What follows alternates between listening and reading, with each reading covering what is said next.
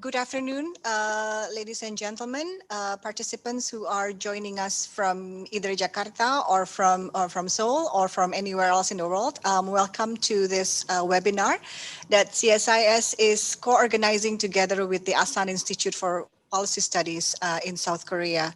My name is Shafiah Muhibat from CSIS. It's my pleasure to chair and moderate the webinar today, which will take the title of Managing Great Power Competition, Middle Power Perspectives of Indonesia and Korea.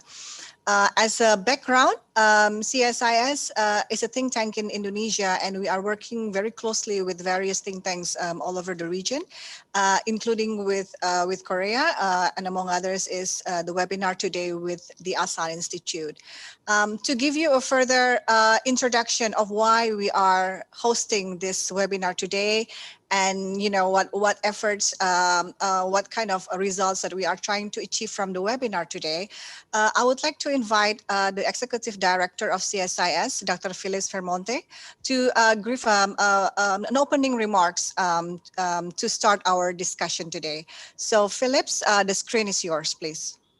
Thank you, Fifi. Good afternoon, everyone who's watching this.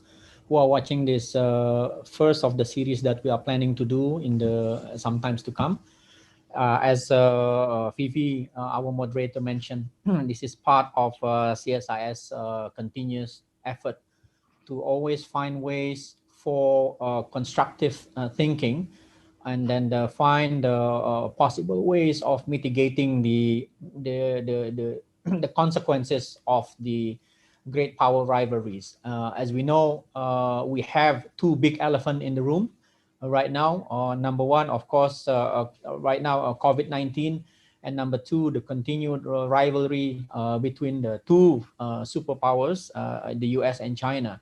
And, I think we might see that the two actually are reinforcing each other. And then that will bring, I think, dire consequences to our region, especially Southeast Asia. And if we are not thinking right about how we want to see our part of the world continue to be safe and prosperous. And we are happy that the first of this part of this effort with our South Korean partner now is with the Asan Institute. So I'd like to thank Professor Sung-Joo and as well as Ambassador Choi Young Jin.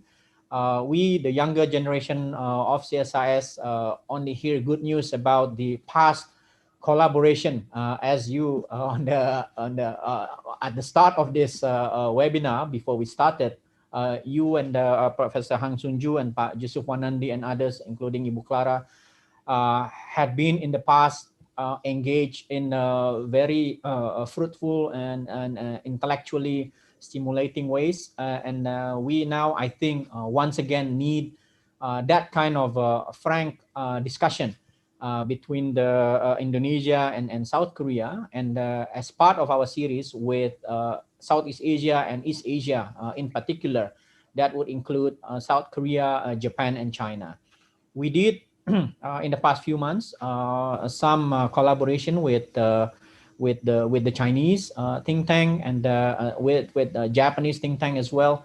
And this one with Asan Institute is a special one, because we are thinking in terms of what the two so-called middle power can think about, ways of managing the superpower relations. And scholars have mentioned about the possible role of middle power being constructive and innovative in managing these great power rivalries. So I look forward to having fruitful discussions, and then we do hope that this is going to be only the first among many that we are going to conduct together with Asan Institute in Seoul. And to the other speakers from my colleague from, of course, from Indonesia, Dr. Lina Alexandra will be on the panel. And of course, the, if I may say, the immortal Jusuf Wanandi will be on the panel as well. And we are hoping that we will get something out of this webinar, something constructive that we will write down as a possible recommendation for stakeholders interested in this issue. Thank you very much. Back to you, Fifi. Thank you. Thank you so much, Phillips. So I think, as Phillips mentioned, this is hoped to be the first of a series of webinars that we plan to hold. And I think the topic that we are discussing today is the perfect one to start off the discussion, because both Indonesia and Korea are assigned as the middle powers in the midst of the great power rivalry between the US and China. As we see that, we are going through geopolitical changes at the moment, and the world is looking at, what can middle powers such as Indonesia and Korea do as a response to this ever challenging moment that we are facing, as not only because of the pandemic itself, but also because of the changes, the impacts of the great power rivalry. And for that, we have two very distinguished speakers that you are all are very aware of. Let me just start off by reading a little bit of their bio to introduce the both speakers to who will give the keynote speeches. The first is Professor Han Sung-Joo. Professor Han is Professor Emeritus at the Korea University and now, of course, Chairman at the Asan Institute for Foreign Policy, for Policy Studies, sorry.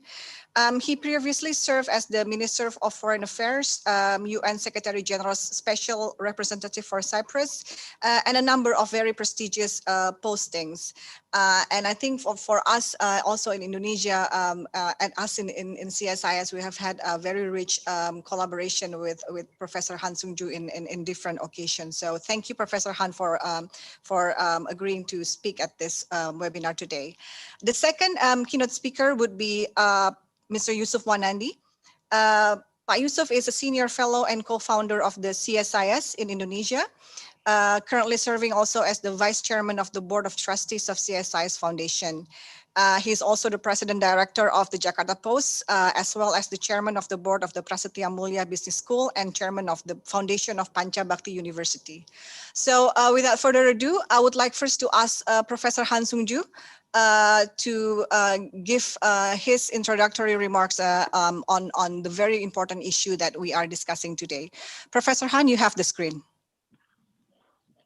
Thank you very much. I want to congratulate and thank the CSIS for providing this opportunity to talk about a very important issue in our region and probably for the world as well. I would like to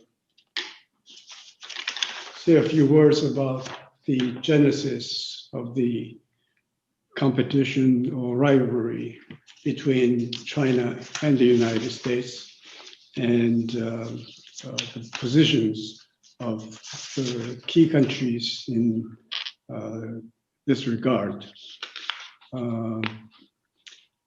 As for China, it has been very actively seeking to assert its presence and power.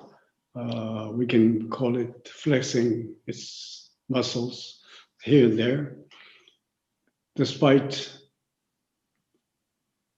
Chairman Deng Xiaoping's old advice of patience, that is to hone your knife in darkness and wait for the light before you rise up, or you exercise your power. Xi Jinping seems to want to change or start changing the status quo sooner than Deng Xiaoping had expected. Xi wants to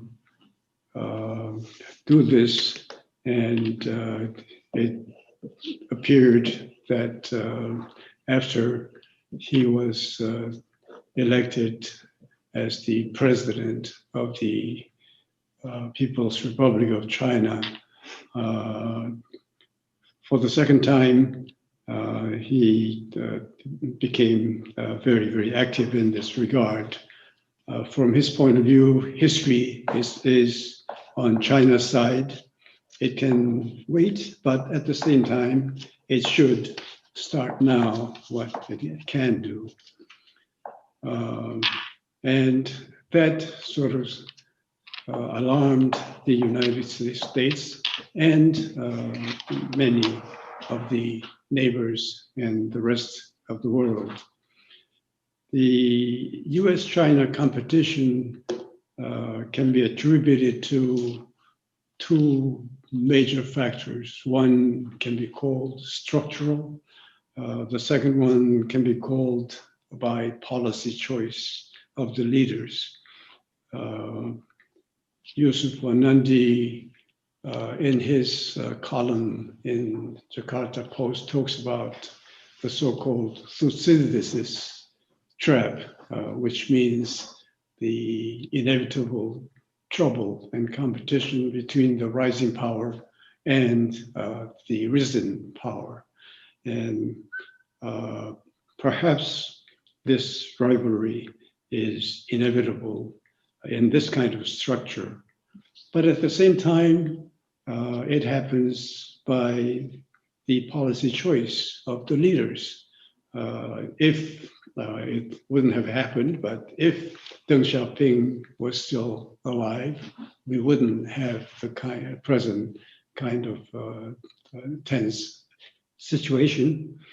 And Xi Jinping seems to be in a hurry for some reason, and he is exercising and building at the same time, making use of his country's power. China thinks, or Xi Jinping thinks, now is a good opportunity to seek structural change, be it Thucydides trap or Kindleberger trap, which means that ready or not, here we come, is the probably the motto of the Chinese leadership. They want to replace, if not share, global leadership with the United States. And China's behavior in South China Sea, Southeast Asia generally, Northeast Asia, and particularly the Korean Peninsula demonstrate that this is the Chinese intention and purpose. From the Chinese point of view, Japan is a wayward Asian country.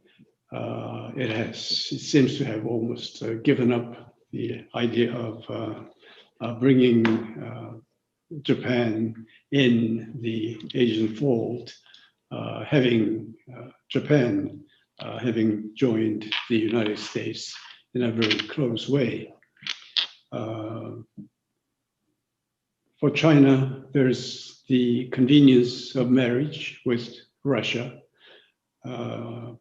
despite many sources of conflict and competition. For example, China is not very hot, enthusiastic about the Belt and Road Initiative. When we ask the Russians what they think about the BRI, they will say, well, we don't know much about it and we will find out, which means that they're not very enthusiastic because there are overlapping interests between the two countries in this regard. And they are very close. They have a very, very long common border, which can be a source of trouble. The Chinese are very, very eager. They focus very much on preventing multilateral alignments, especially NATO-like alliance or multilateral cooperative mechanism involving particularly the United States, Japan, and South Korea. In the United States, there are divergent views on China. In the past, there was a faction in the United States who advocated engagement. There was another faction which advocated containment. There was some kind of a compromise or fusion of these two policies.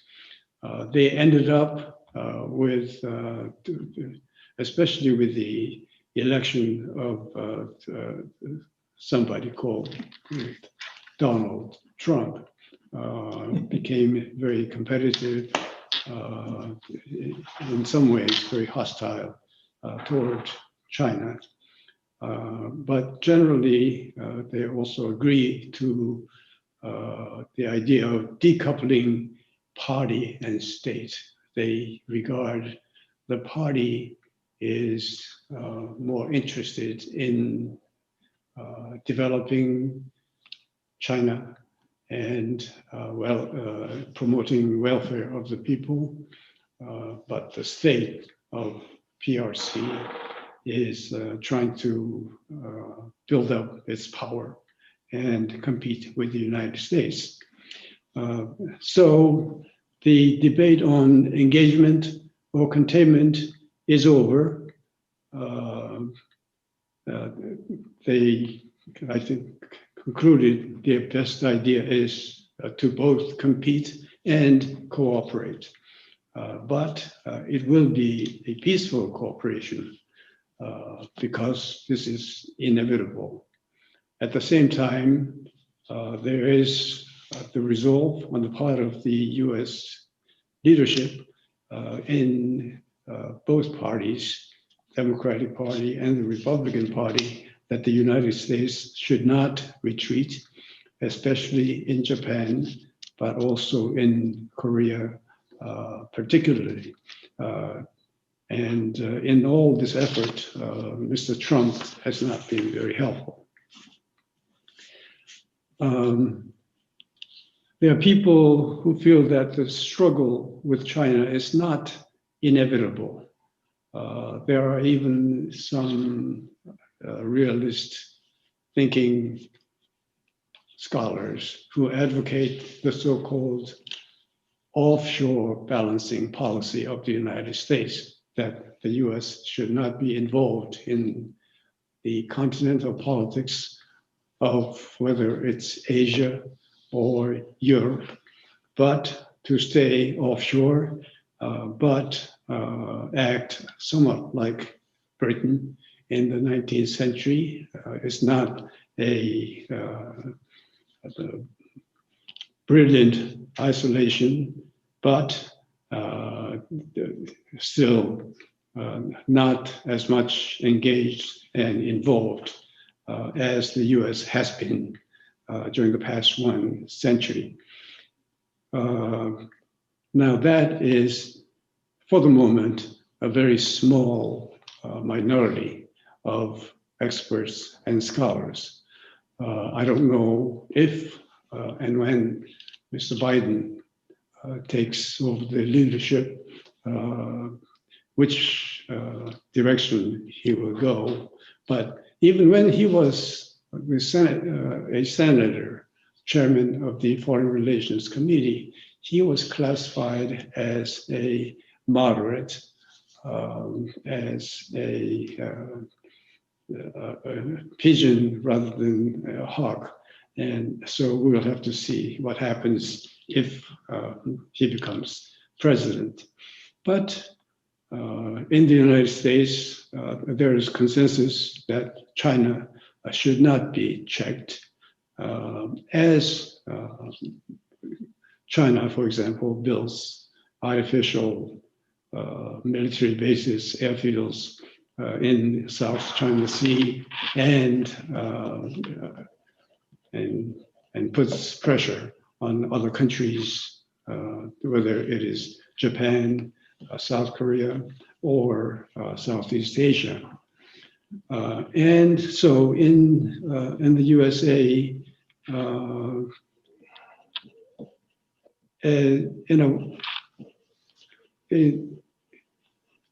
maybe not the sole purpose of it, but as an important element of it, they have a change of their strategic thinking and security arrangement.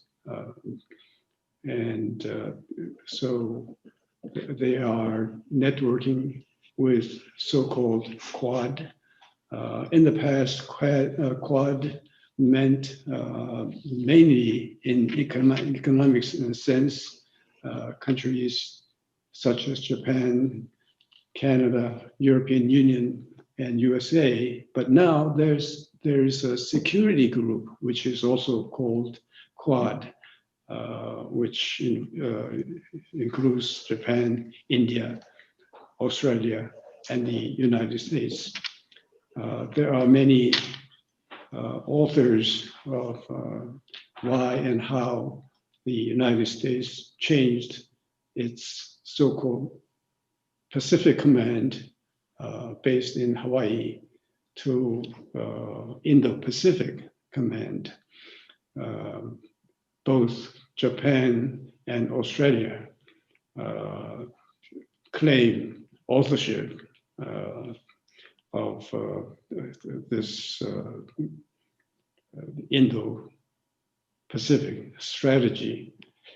But right now, the United States is very actively seeking this particular policy.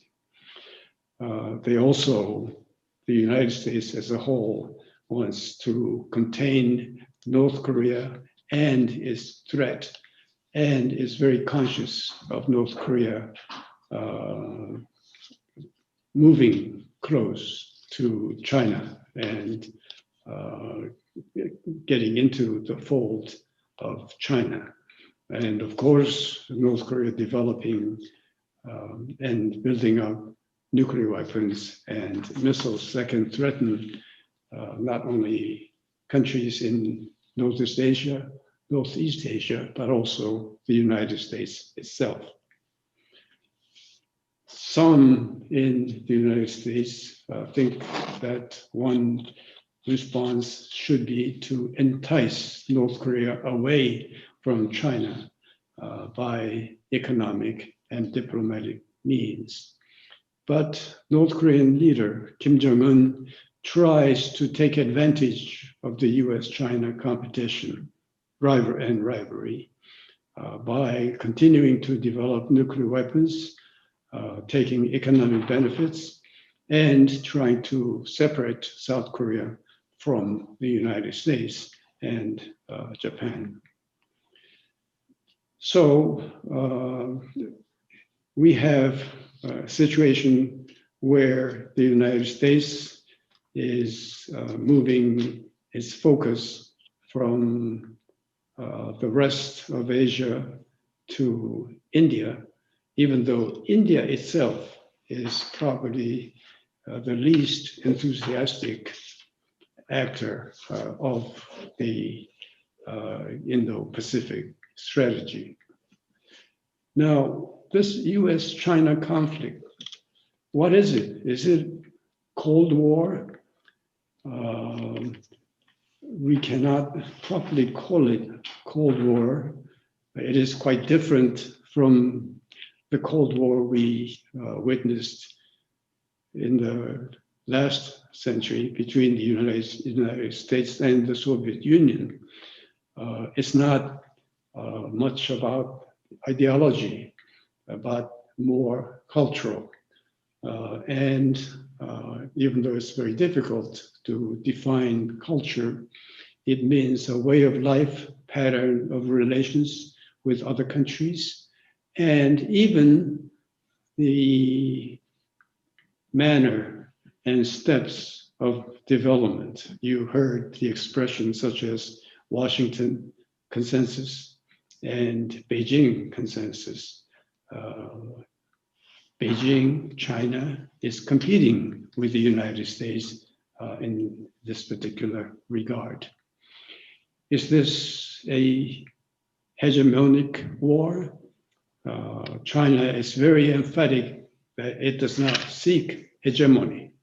Whether it does or not, it is different from the Cold War of the US-Soviet days, because there are no really power blocks like NATO and Warsaw Pact, and there's no boss of this particular bloc, that is China and the United States acting in that regard.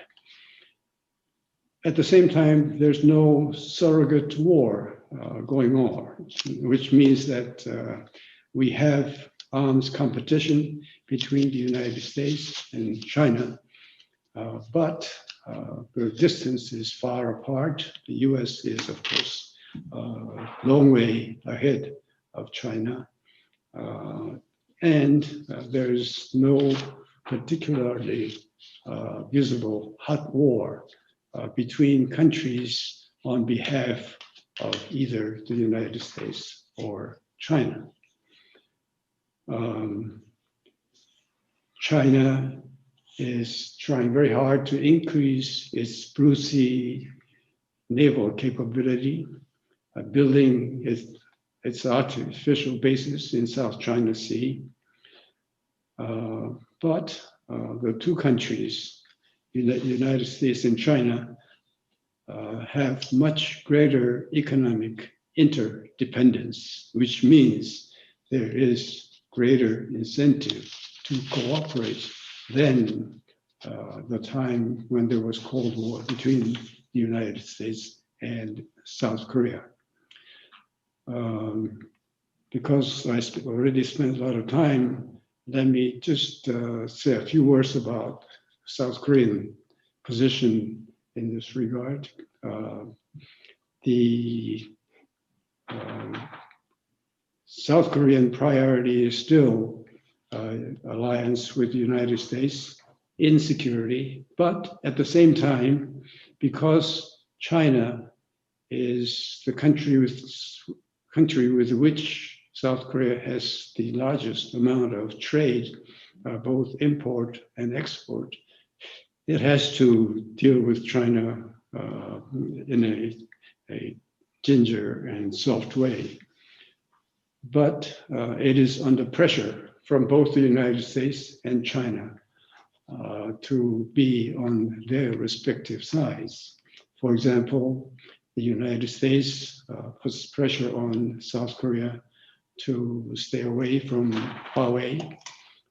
China wants South Korea not to cooperate with the United States on missile defense, particularly on missile defense systems such as THAAD, as you all know. So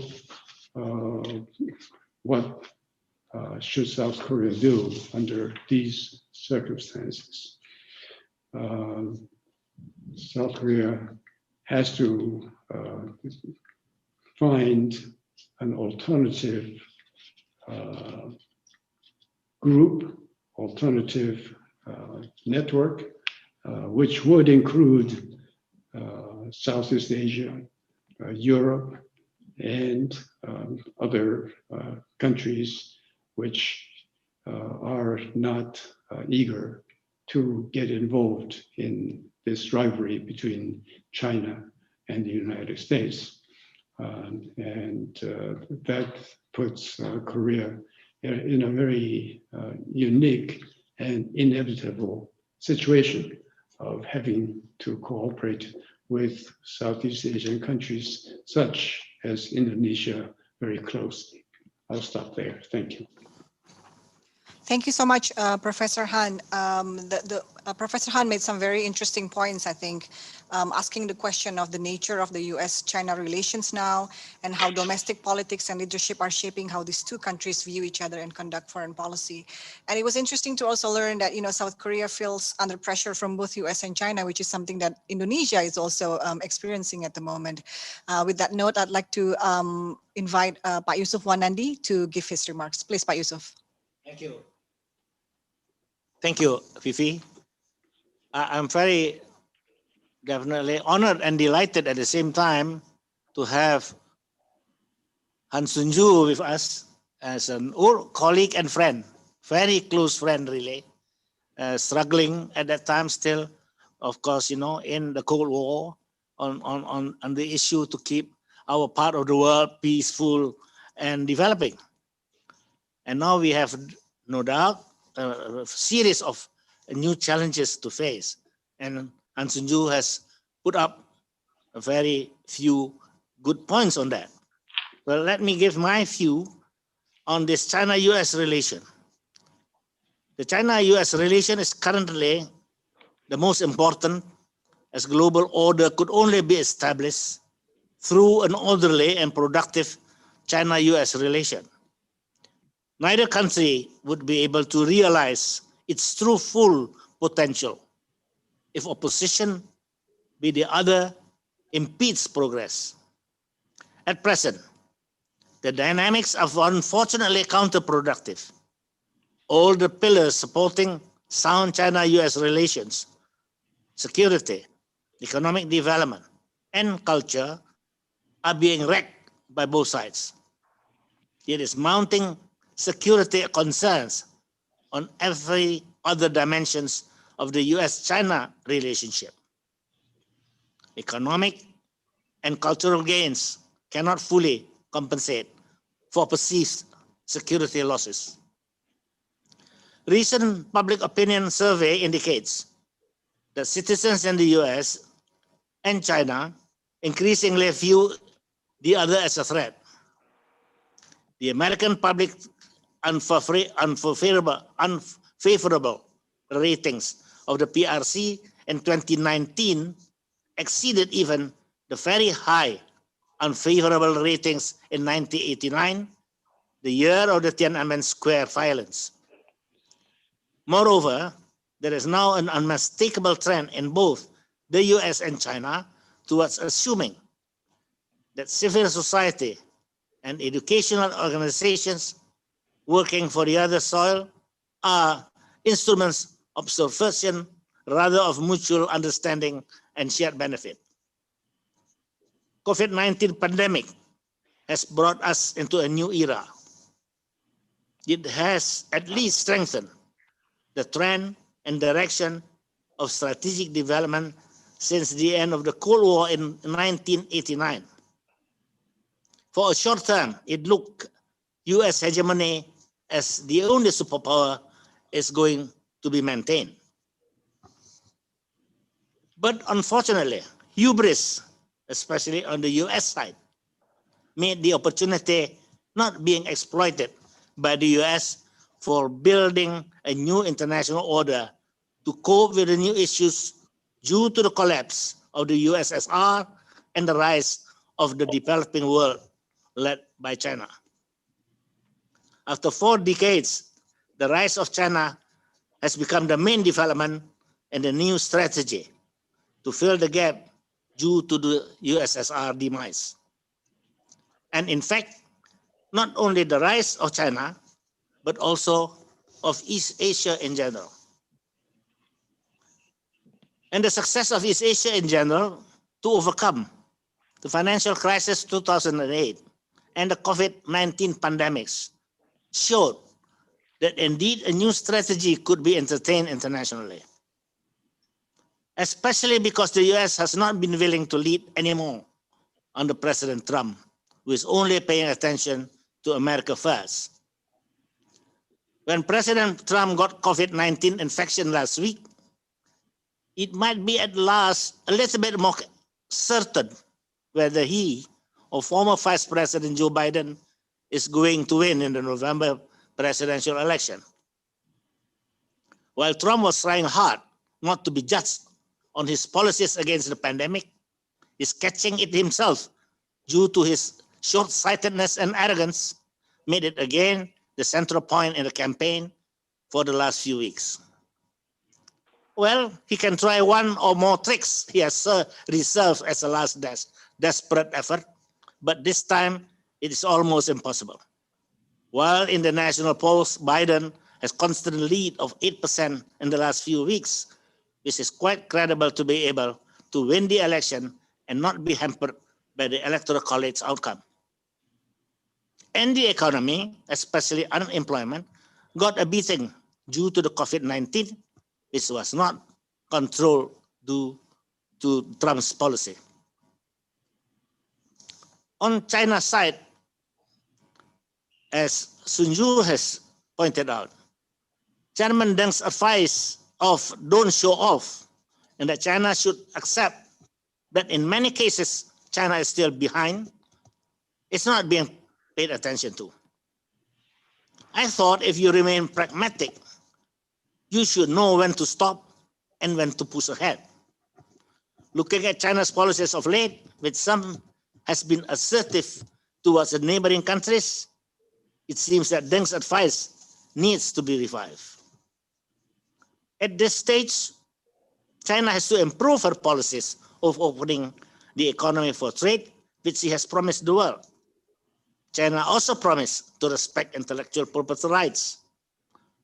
How China is going to organize her economic development definitely is her own problem, including how she will plan and organize her objectives with her technology development and when to achieve it. I have to admit there are limits what the world could ask from China. We still need to find out the true economic impact of COVID-19 pandemic and how deep a recession would happen in the United States. A deep recession will make it very difficult for Trump in the next election. But I think if Trump is re-elected, it could be a real calamity. The US could never recover her former leadership of the world. A new quote-unquote rational president, such as Biden, would be rational and sensible to China. But either way, the US policy towards China remains strict. The US will continue to think that China is not always honest in implementing her obligations and promises.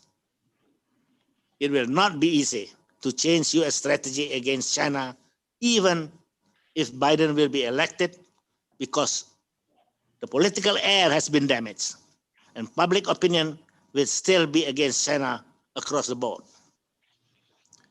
If after a new leader is elected, the US and China could maybe have some mutual understanding to lay down some basic agreements, how two big powers should go about running the international order, peace, stability, and development in the world could be then maintained. The world cannot accept a hegemon anymore in the future. International relations should be multilateral, where China and the US could be the primus inter pares. What can ROK and Indonesia do to be able to soften the potential confrontation and conflict as middle powers?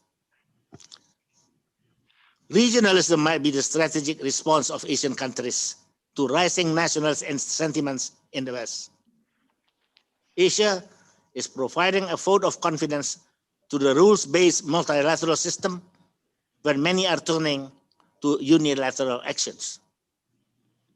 If President Trump or Joe Biden is not willing to support the World Trade Organization or the Trans-Pacific Partnership or any multilateral institutions, I think we should continue what we have been doing by pursuing regionalism and interregionalism.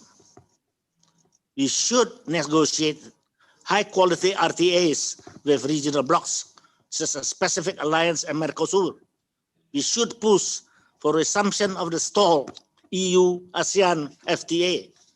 We should encourage other countries, in particular India, to join RCEP when they are ready, with the ultimate goal to merge RCEP with CPTPP to create, in the long term, FTAAP, which is, of course, a vision of Asian integration in the future. At one time, we were afraid RTAs are going to go against globalism.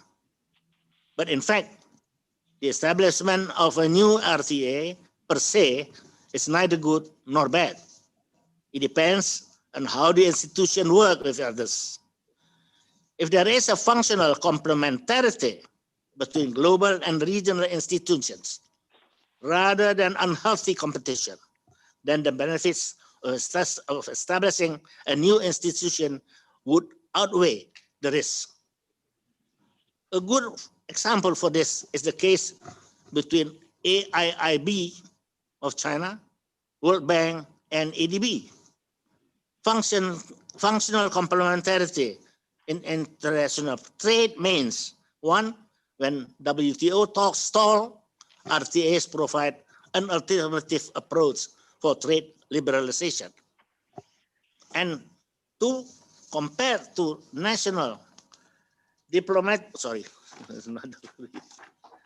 compared to shallow integration of the WTO, which focuses on tariff reduction, RTAs, especially new generation ones, also focus on deepening integration by addressing issues relevant to the 21st century trade.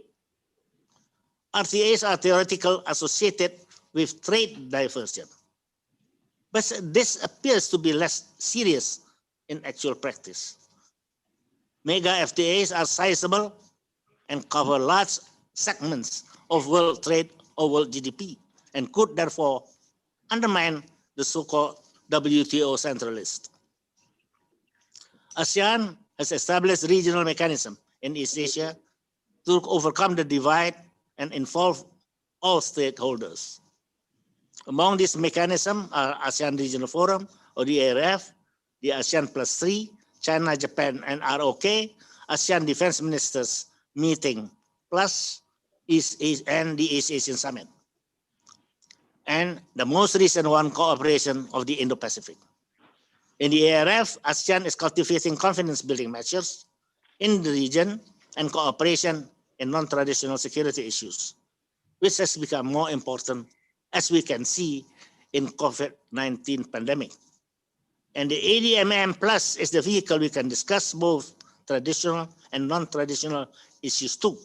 And the East Asian Summit, the only summit on strategic issues in East Asia, would have the basic mechanism to implement the Indo-Pacific in the future. What needs to be emphasized is that ASEAN could not be the driving force alone in all these regional mechanisms.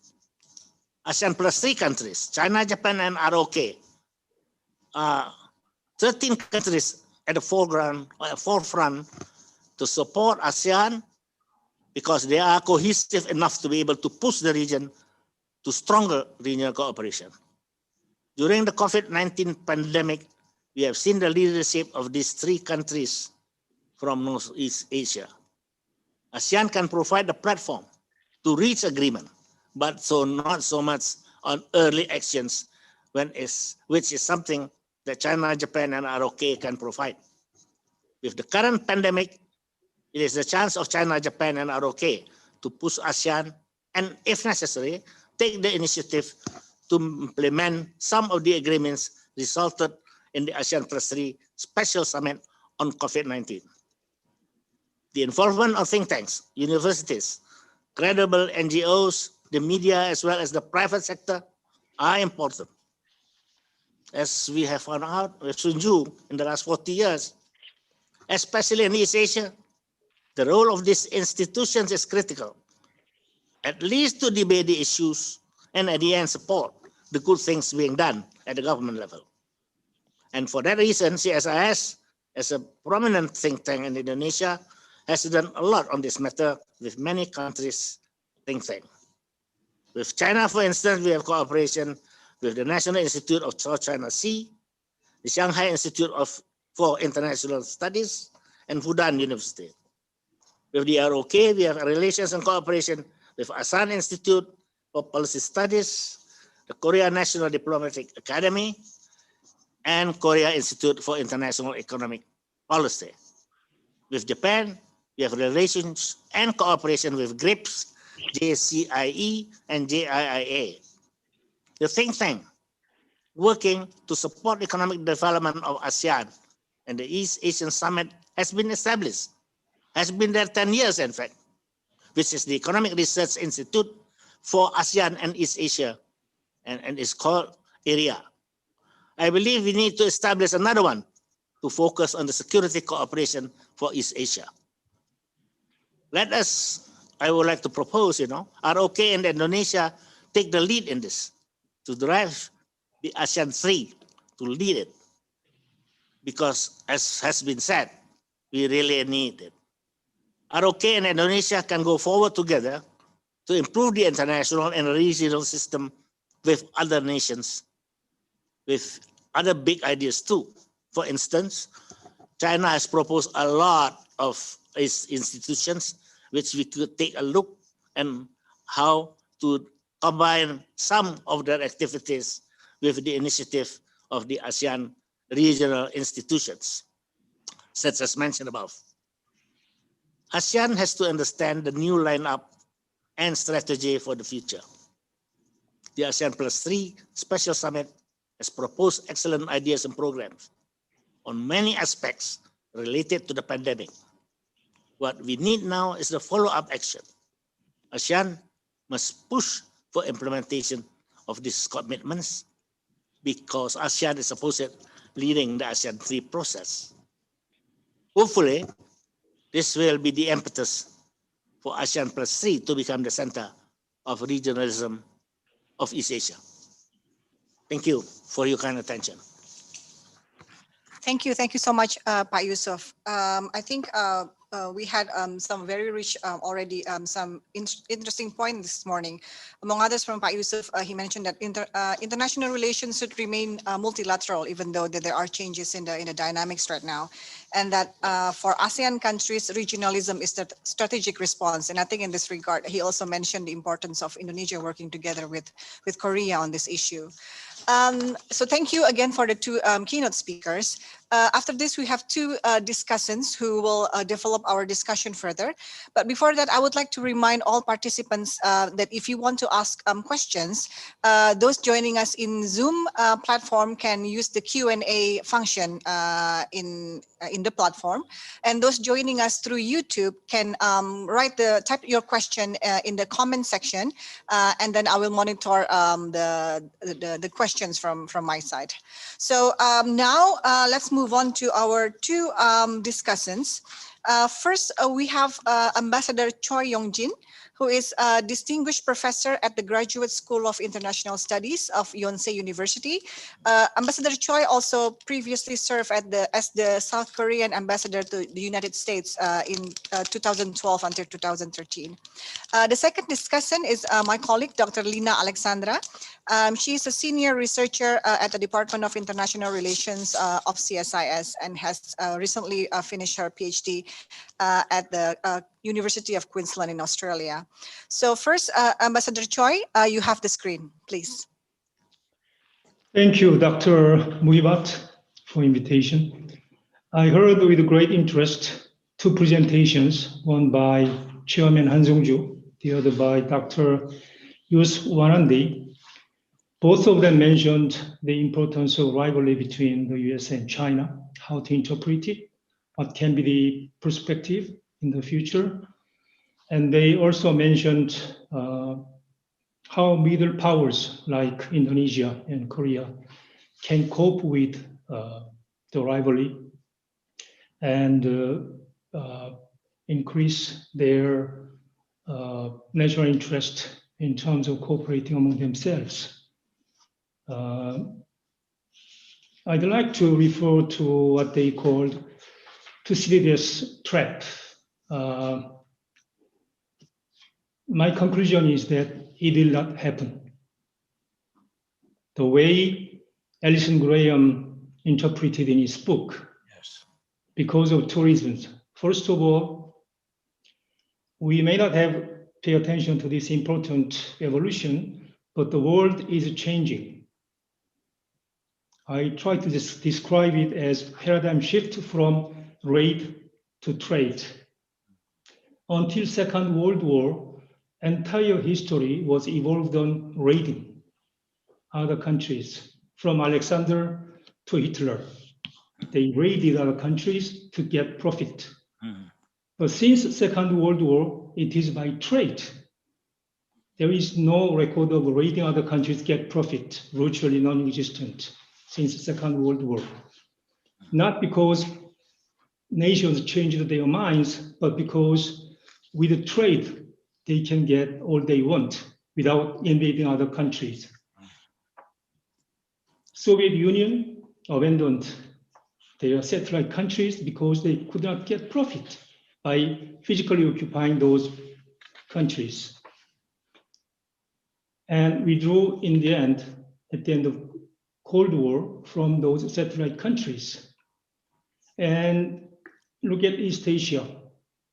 Vietnam occupied Cambodia after they repulsed the United States. But they withdrew from Cambodia after 10 years because they could not get profit by occupying physically other countries. So we have entered into a world where trade gets profit all the nations want. What happened to the US-China rivalry? It's all about trade, all about commerce. There is no military confrontation.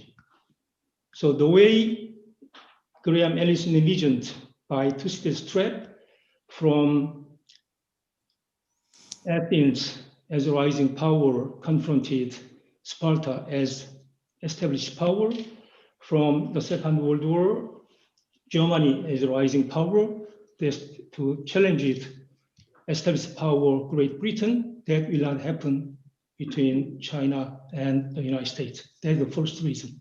Second reason, we have to pay attention to this aspect. We are dealing with a two different cultural worlds. Look at the war between Athens and Sparta. Look at the war between Germany, Great Britain.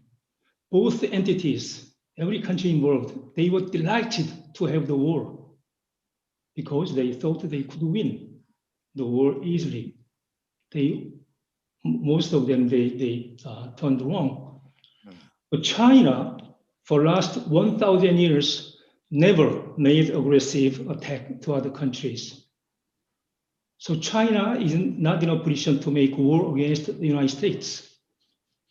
And the United States also has great difficulty to make a military confrontation to China. In other words, the United States is trying to do the concept of game of chess, its relationship with China. But China is not playing the game of chess. China is playing the game of Weiqi, game of Go if you want.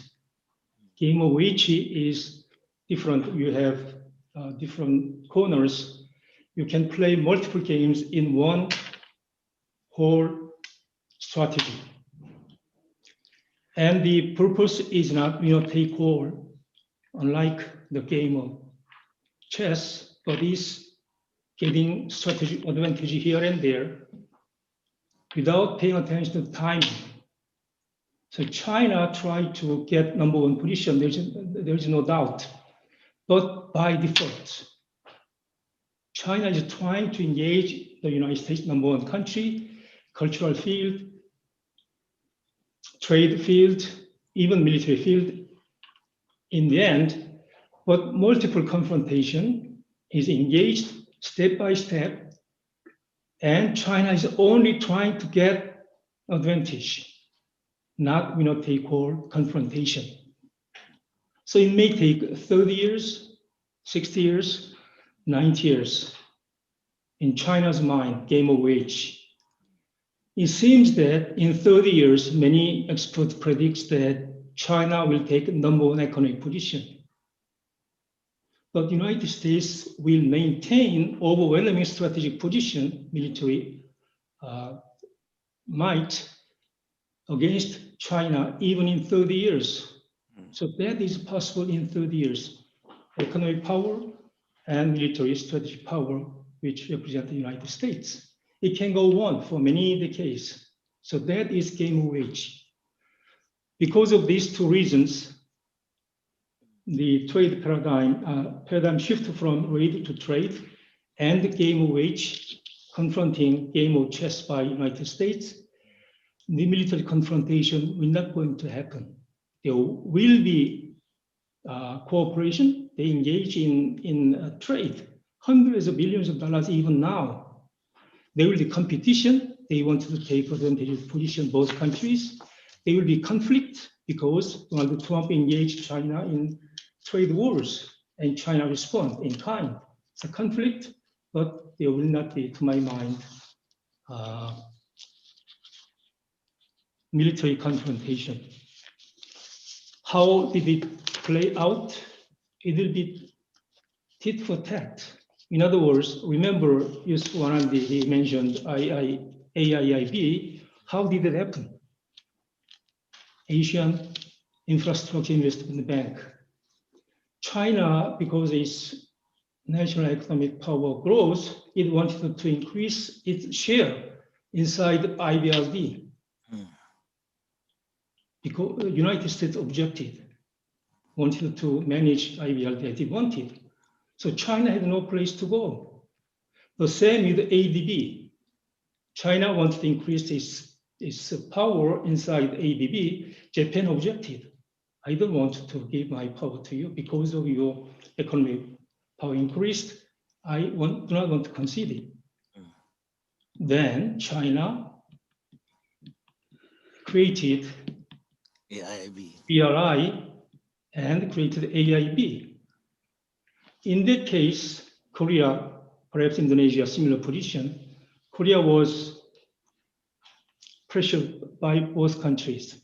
China said, because IBRD, ADB refused us, we want to create a new bank. Would you like to join us? At the same time, Washington asked us, don't try to join AIB because it's China-led, it's against us. So there this situation happened to us. It's a trade conflict, commerce conflict between the two countries. The same with us now. Trump asked us, Korea, not to join 5G Huawei. Also, United States wanted to take TikTok and WeChat out of America. So what happens in the end for middle powers like us will confront situation where China and America will compete each other for dominance in commerce and trade, and they will conflict each other. And we are going to see probably the fractured multilateralism. What will happen because of United States pressuring China not to US dominant position in those institutions, they want to block China, and China has to create second forum. There will be two multilateralism in the end, one Eastern, one Western, two 5Gs, two social forum, and two banks for multilateral cooperation. So that we have to try to cope with in the future. So what I'm going to do, try to tell you as my conclusion is that unlike many Western experts predict that there will not be military confrontation between the United States and China, there will be hegemony war between the two, but it will be a game of wage extending over decades and decades. There will be conflict vis-a-vis trade interest and commercial interest between the two countries, and we are going to suffer because of the rivalry between the two. And in the end, if the United States does not stop pressuring China, we are going to see fractured multilateralism. Thank you. Thank you. Thank you so much, Ambassador Choi. Next, I'll move on to the second discussion. Lina, please. Thank you, Fifi. First of all, I would like to thank, of course, both presenters, Professor Sung-Joo and Jusuf Wanandi, for excellent and insightful presentations. The points brought up in the presentations are all very important to raise our attention to the challenging situations that we are facing today, which is the tensions between the two great powers, United States and China. And as has been raised earlier, the key question here is what and how middle powers like Indonesia and South Korea can do to preserve global stability amidst this turbulence. And my comment is going to focus on this particular issue or aspect of middle power.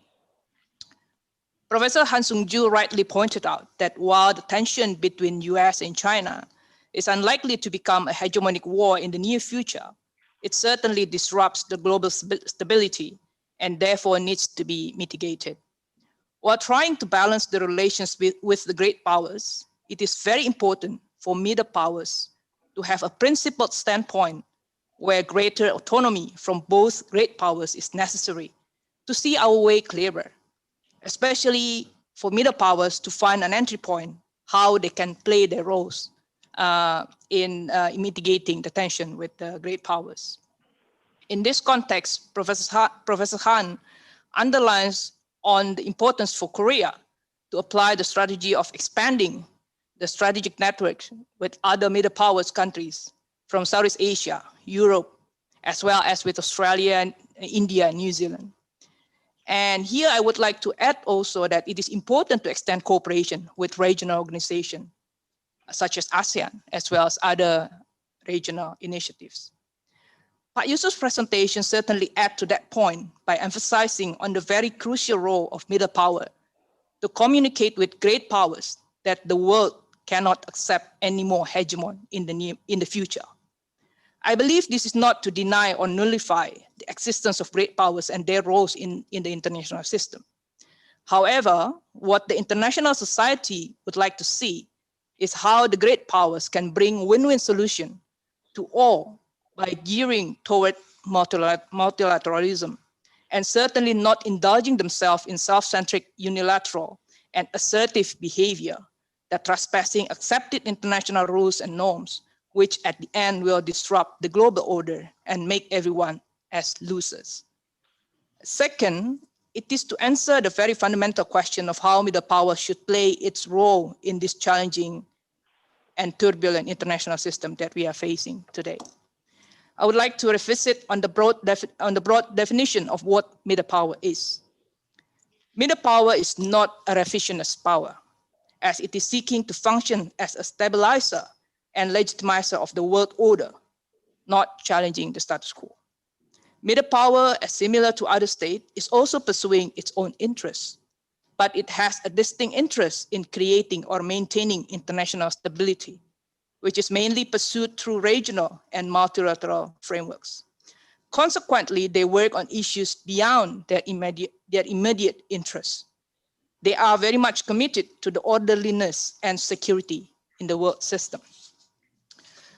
These qualities can be certainly found in South Korea and Indonesia.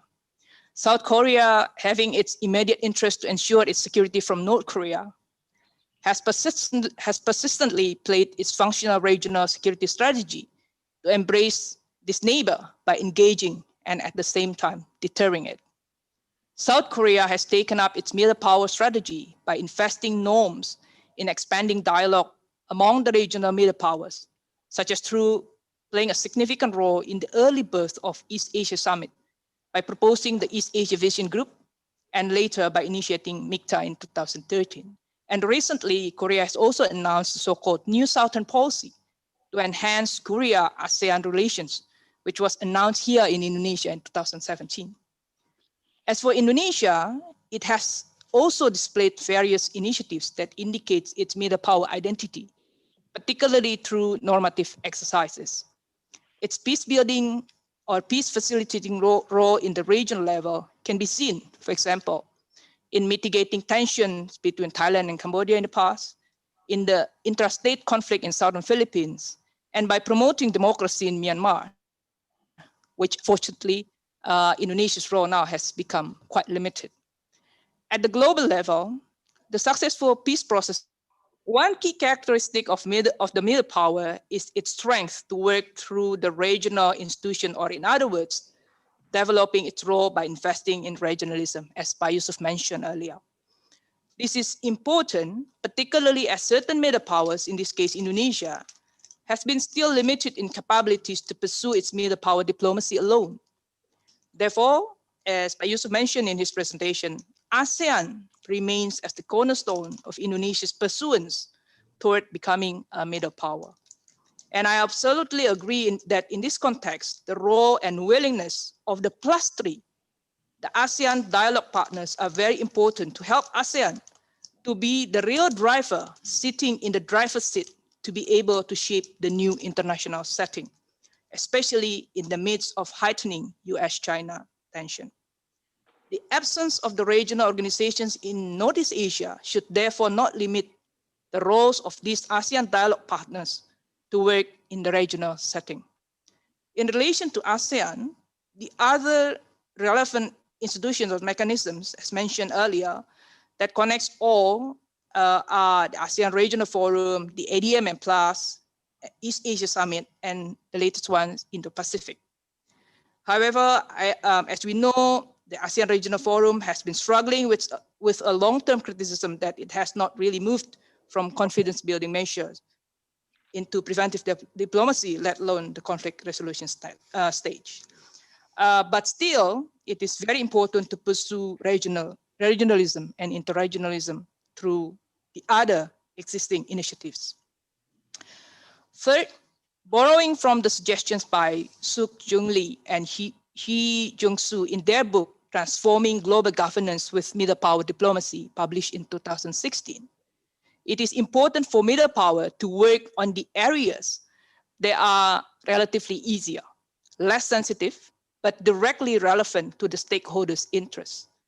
The focus on building countries' resilience in dealing with global pandemic as a lesson learned from COVID-19 and natural disaster management would be some examples where the niche areas which can further be taken up by the middle powers.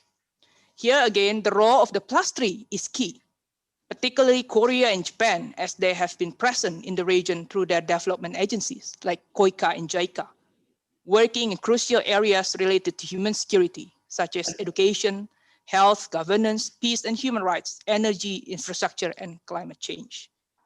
Finally, there are different roles that can be played by middle powers, whether they seek to become a bridge, a builder, a designer, and a leader. In dealing with the great powers tension between US and China, the realistic role would be so far to become a bridge between the two.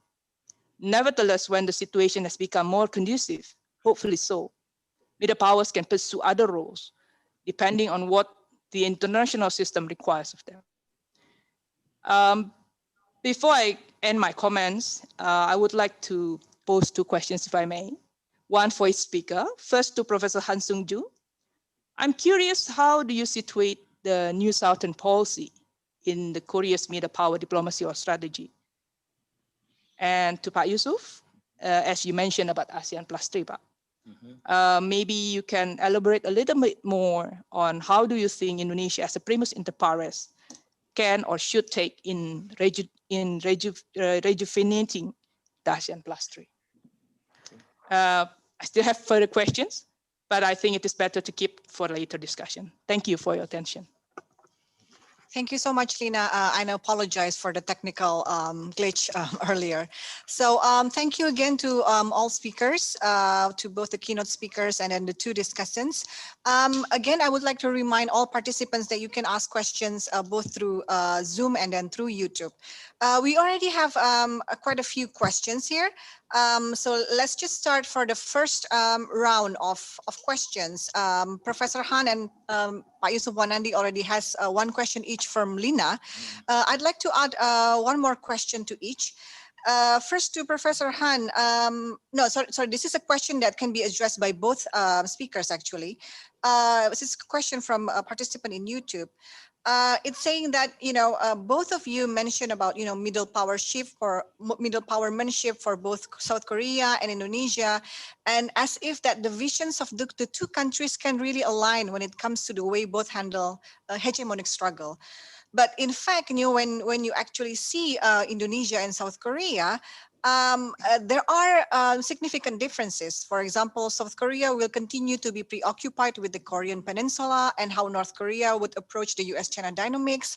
While on the other hand, Indonesia will be busy trying to save, for economic recovery and gaining, economic benefit from the competition to come up with something substantial. For example, taking the benefit of US factories moving out of China, or Chinese money moving out of US. So both countries have their own very specific interests in this regard. So, how do you view this? Can the two countries actually align their visions in responding to this issue? So first, perhaps I'd like to invite Professor Han first to respond to this. You have the screen, Professor.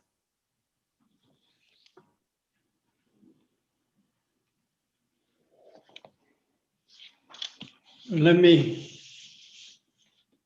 respond to Dr. Alexandra, Lina, her question. It's a very good one.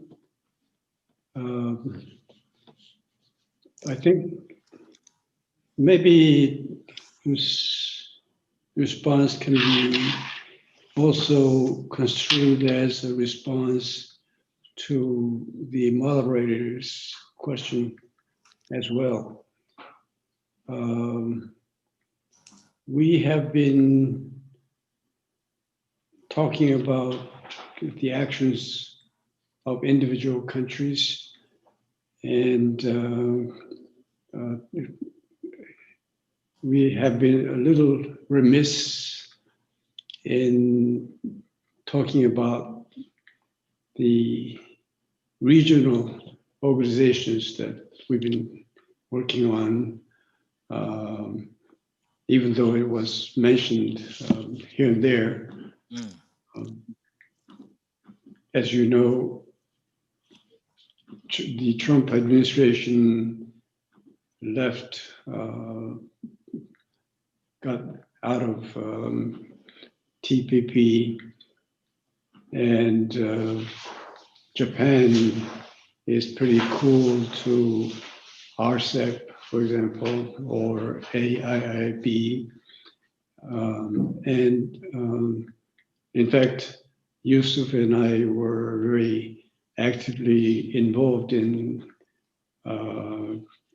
the regional cooperation activities, starting from Asian Economic Cooperation, which gave birth to APEC, and which sort of ended with a Asean, I think it's called AEA, right? East Asian Summit. Yes, EAS, yeah. Yes, right. Now, we have come to a dead end, I think, with many of these activities. What happened to the so-called East Asian Community effort? APEC is stagnant, or if not dormant. TPP is trying to transform itself into some other incarnation, and we have to see what happens after Trump gets out of the door. And so what we used to call the East Asian Community has lost momentum. It has lost momentum because it lost the war with the rise of nationalism and the emergence of global problems, including coronavirus, for example. And so I was going to say that rather than, I don't think it's appropriate or economical or effective to start with square one. Maybe we can go back to square 10, square 15, pick up where we left off. And that can be done not necessarily by the existing governments. If you look at individual governments, including the Japanese government, at the moment, I don't see any leadership coming from the government sector.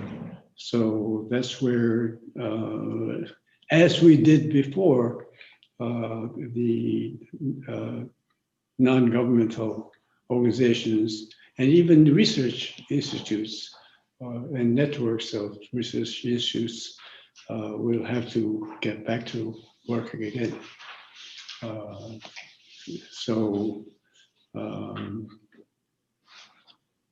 We were inspired by the European Union, but the European Union itself is having trouble, starting with Brexit.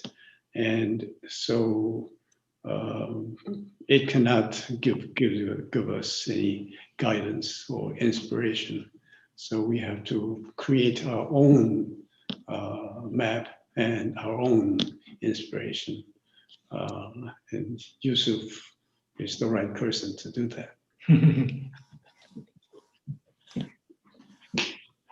Okay. I mean, I would like to continue what already Sung-Joo has said about these regional institutions and our effort for 30 years, actually, to establish them in our part of the world.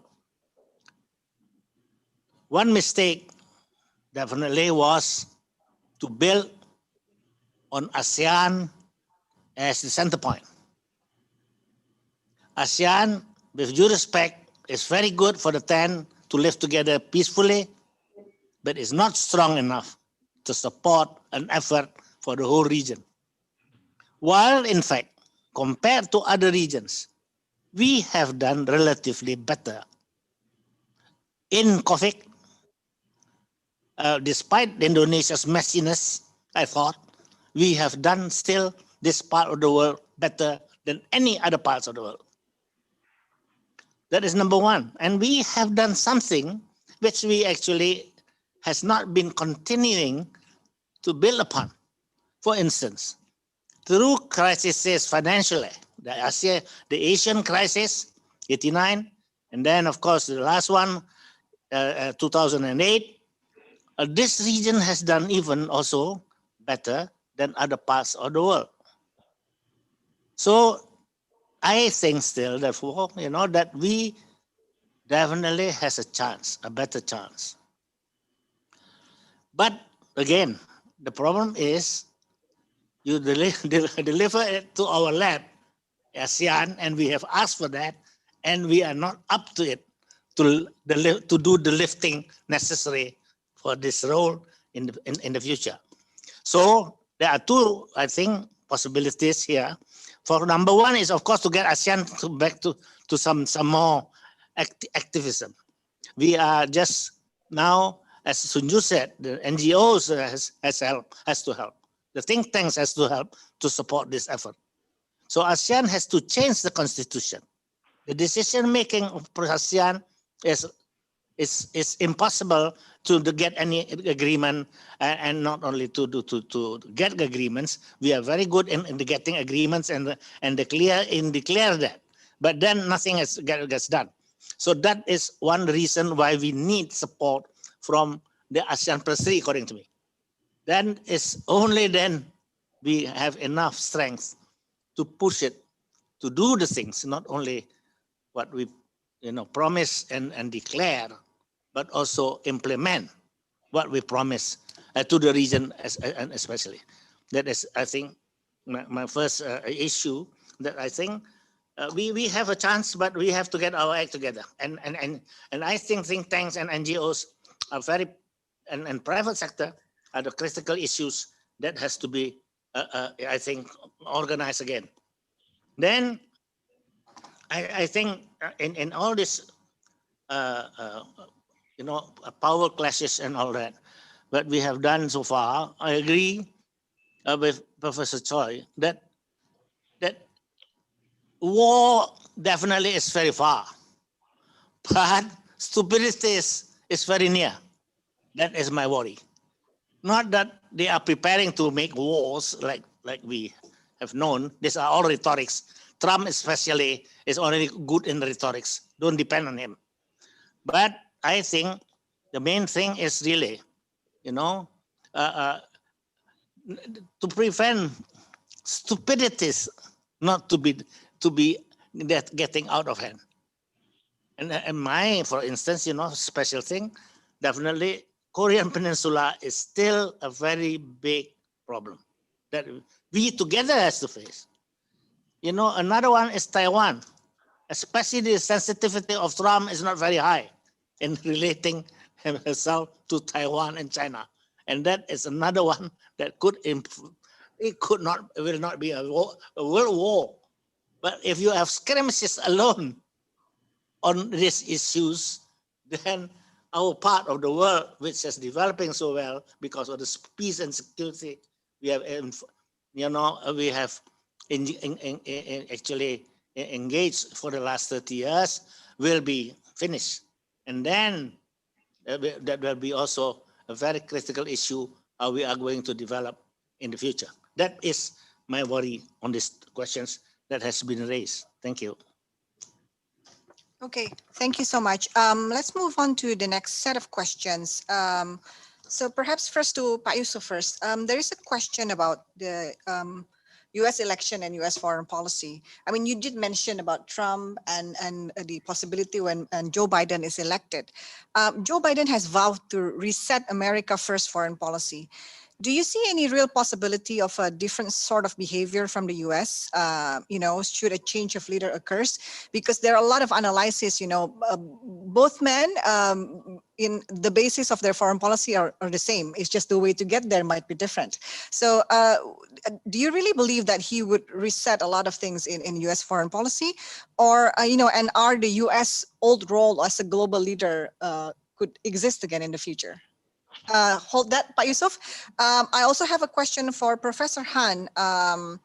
Basically, saying because there are a lot of talks, we're discussing about South Korea, and then we're discussing about, Southeast Asia as well.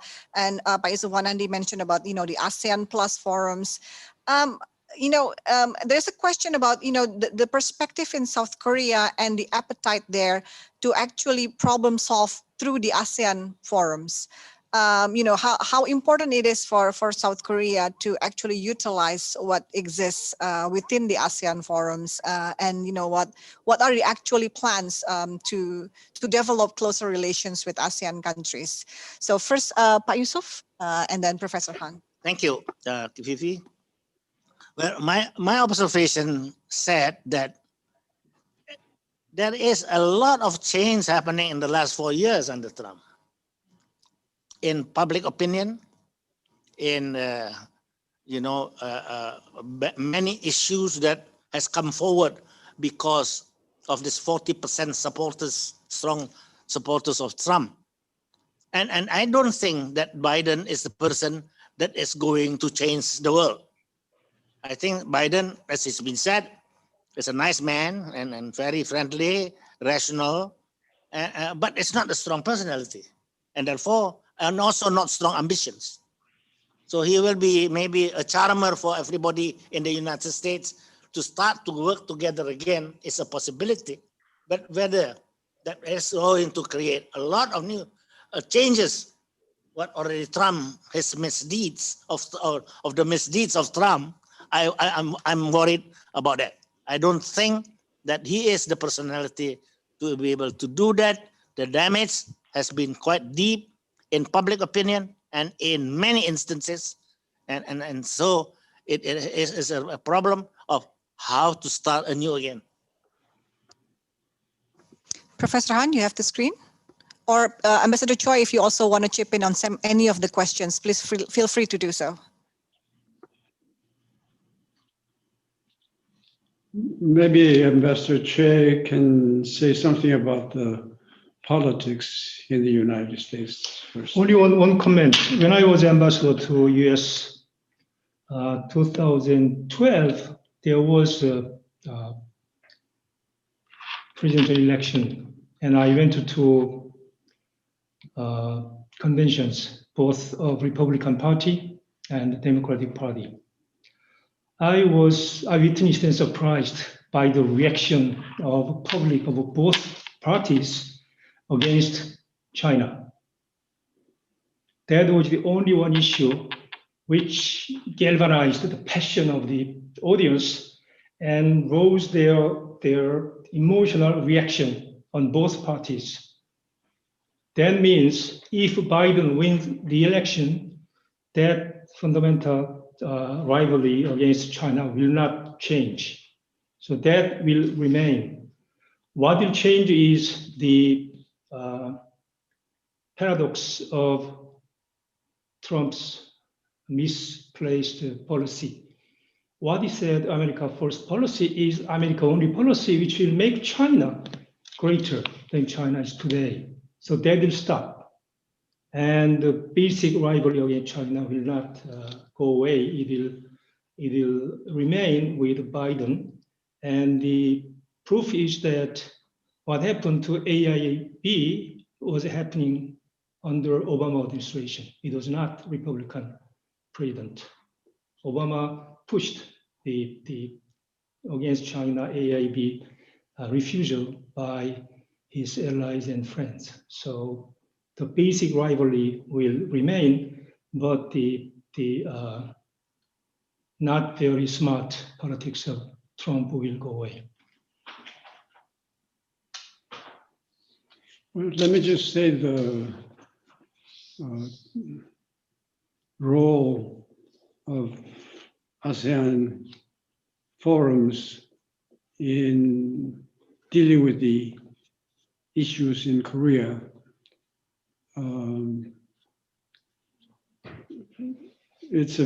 The Korean problem, there are so many, and some of them are so difficult. It's difficult. We don't even know what the problem is, but the Korean issue is so intractable and difficult to resolve. I remember in old days, before the unification of Germany, they used to have a terminology called the German question. We have the Korean question, and the two very serious elements here is the division of the country. The other is the North Korean nuclear program and weapons. As for whatever it is, we need the cooperation of North Korea. And North Korea just resists the involvement of outside powers. The United Nations, for example, when Boutros-Ghali was the Secretary General, he was very, very eager to get involved. He even went to North Korea. He kept, whenever I saw him, he kept insisting that he wanted to do something about the Korean issue. But ultimately, he couldn't do very much. So there are some things which are not going to be very helpful. For example, as Jusuf will recall, the organization CSCAP allowed or invited North Korea to become a member of CSCAP as a way of making some impact on the issue. But I think the result was not very helpful. And so, unfortunately, right now, there is a game of passing the buck in the region. The United States says China should solve the problem. South Korea says the US should solve the North Korean nuclear problem. China also says it has to be the US which should do it. And so this will require very delicate diplomacy, will, and I think courage. Unfortunately, we don't have really much time to wait for such leadership and diplomacy to come.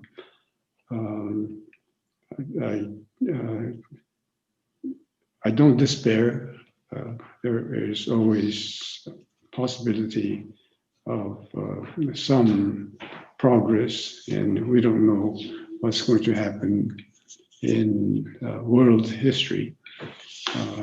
But I think in a focused way, if we do not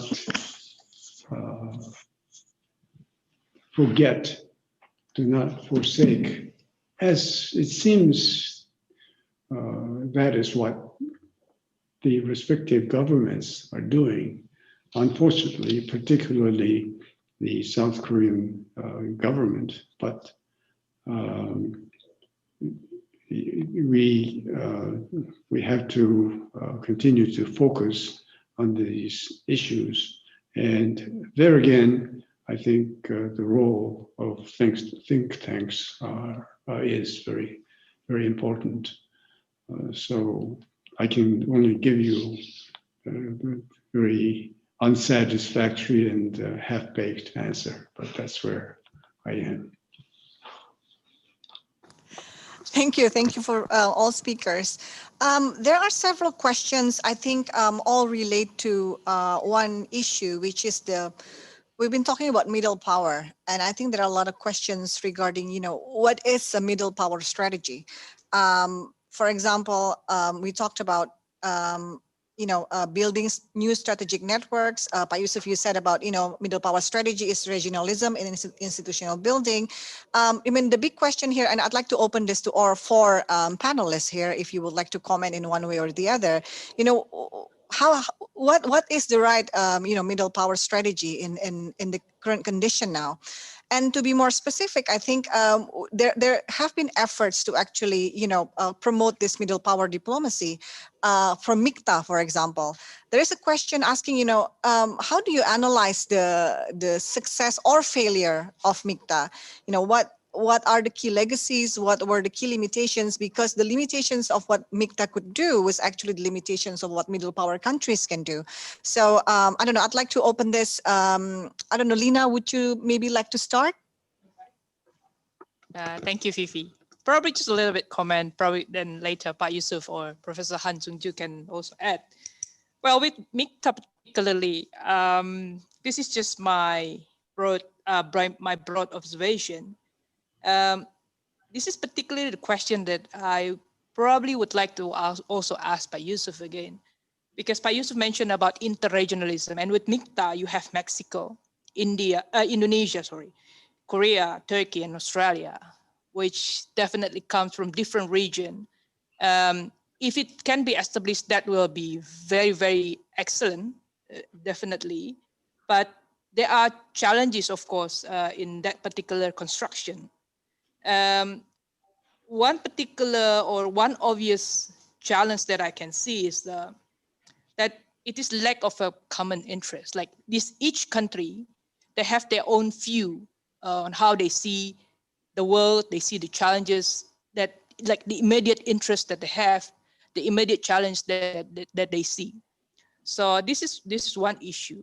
And to be frank, like this kind of ideas are kind of like coming from top instead of like the bottom up initiative. Like, because Pa Yusuf mentioned about the initiative, like how to link, how to encourage the interaction between think tanks, between CSO, like people to people interaction, basically.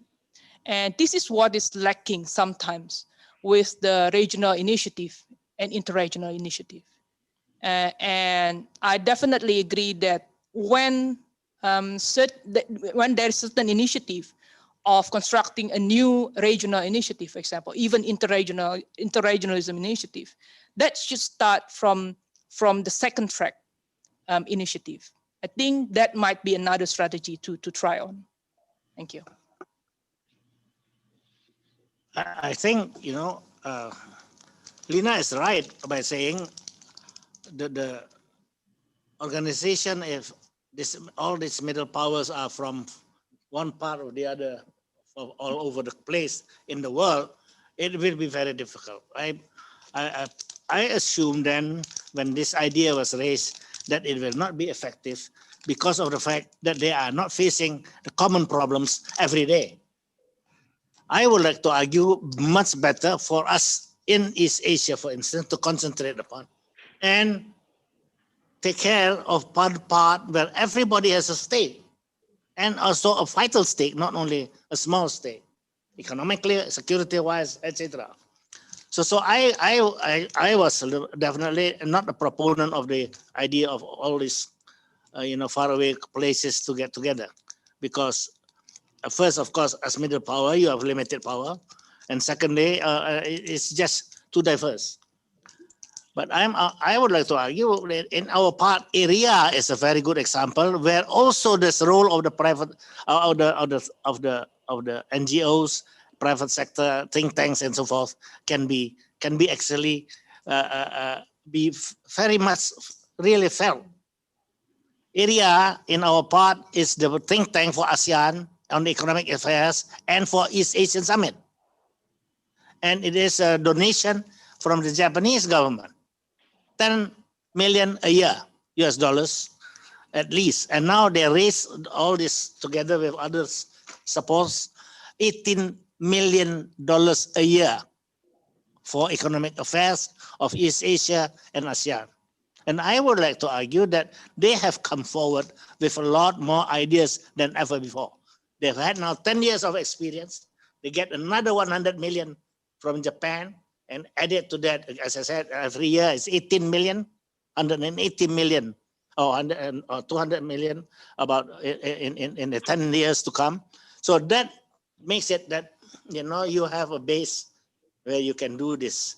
And that's why I argue, whether Korea and Indonesia could not take this as example to push for political and security issues also, that we together in the region can take up, because this area is consisting of the East Asian Summit members, and therefore they are private, run by a Japanese and a few economists from the region, and provided all the issues that was asked to them by ASEAN or by the East Asian Summit.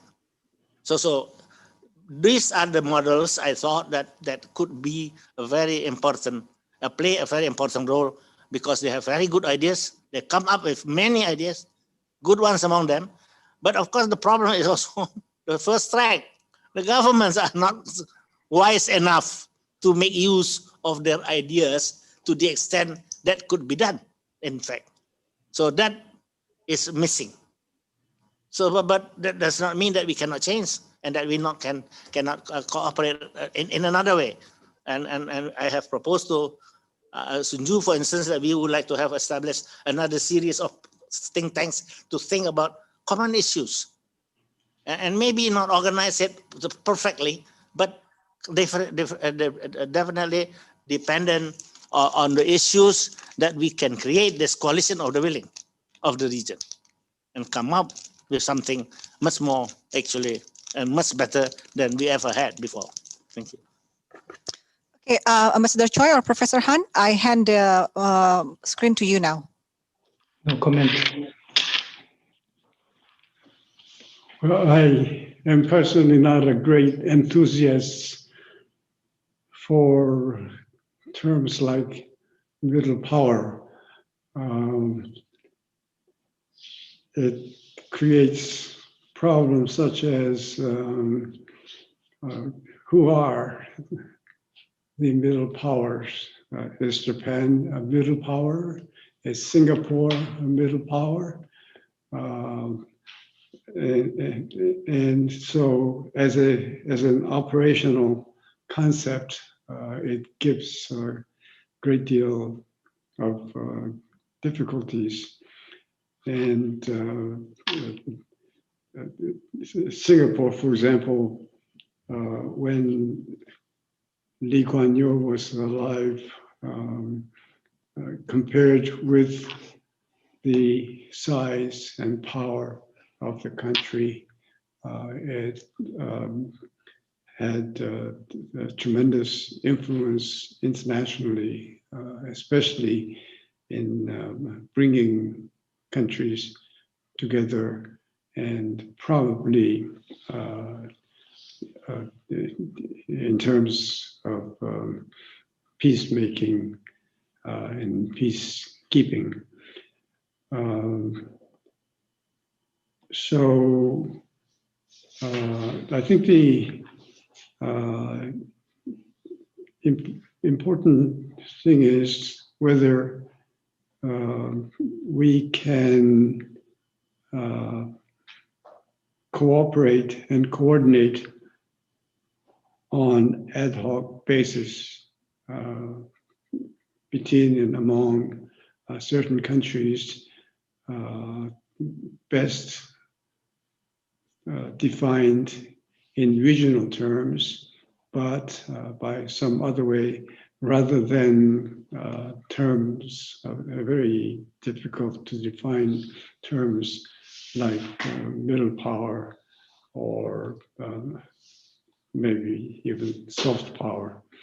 The terms are sexy enough that gives a good academic subject, research project, but I don't know how helpful it is to focus too much on the idea, on the term middle power. But it is important that we have a group of countries which work together for a common purpose, not necessarily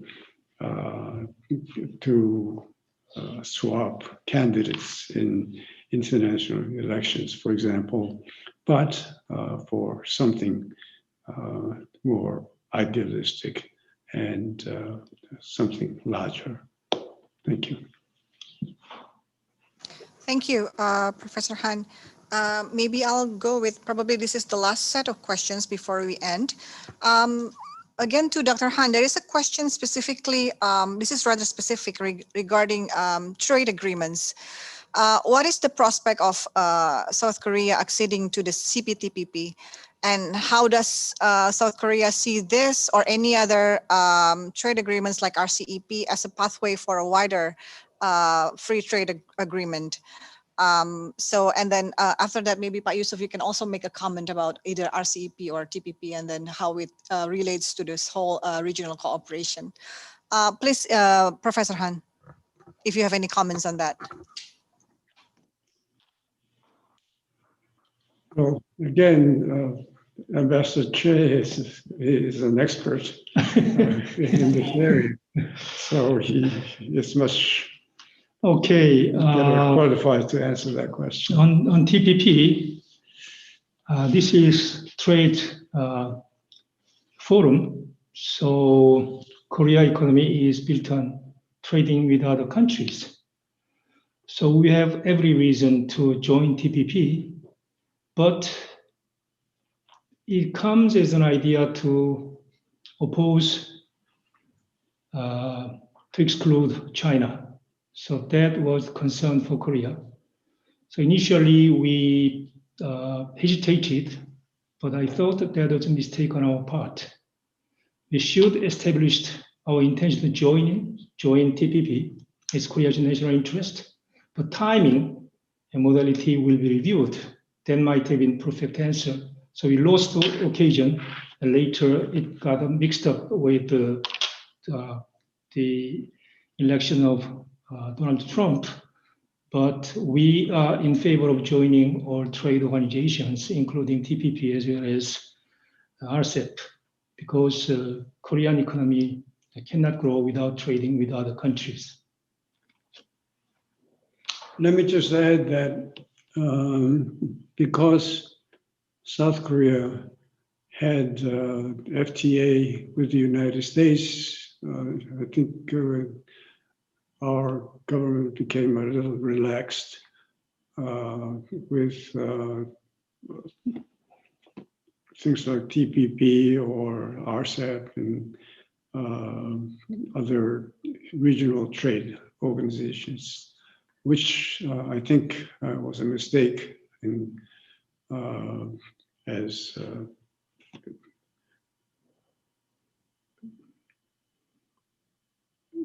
some Americans said about an American politician,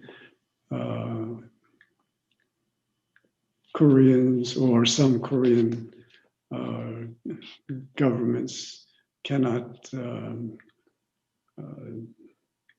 walk and chew gum at the same time. So they focus much too much on our relations with big powers, which should be overcome.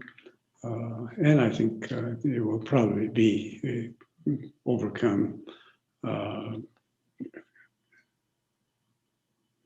And that is by way of saying that, unfortunately, the South Korean government is not paying enough attention to even the question of whether we should join an organization or not.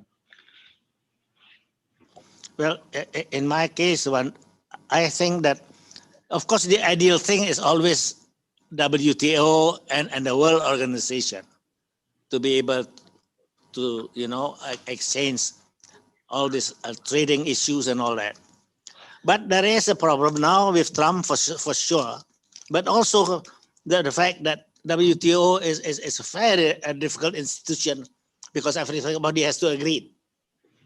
And now we are in trouble because Trump does not want to continue, actually. So what are we going to do?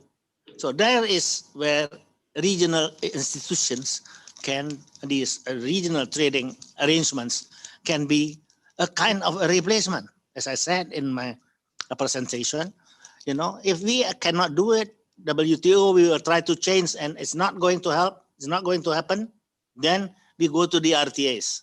And there are now big RTAs that we can develop to that extent for trade liberalization, as I said earlier, but also for other issues that are actually very important in the TPP context of the 21st century. The labor issues, environmental issues, etc.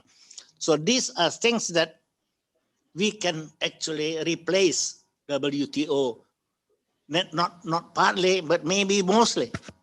If we don't have a WTO, maybe cannot have with this justice for the conflict, then we go to RTAs that has the possibility to do something about that, for instance, and so forth. And that's why I'm a pro for the time being, definitely, since there is no way for the time being that we can get the WTO improved.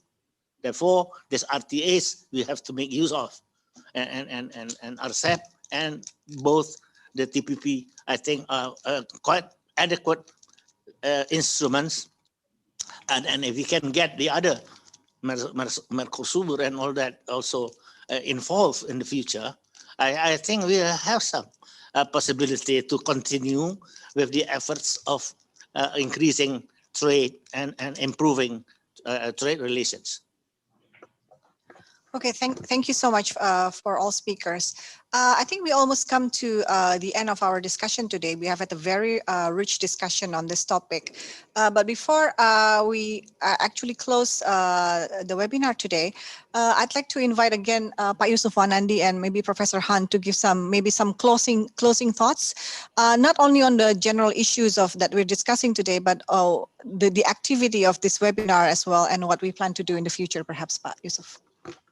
Well, as I said earlier, we have plans with Dr. Han to really create again a momentum of critical issues to be taken up by a coalition of the willing of think tanks in the region. And we have, for that matter, actually, we have already canvassed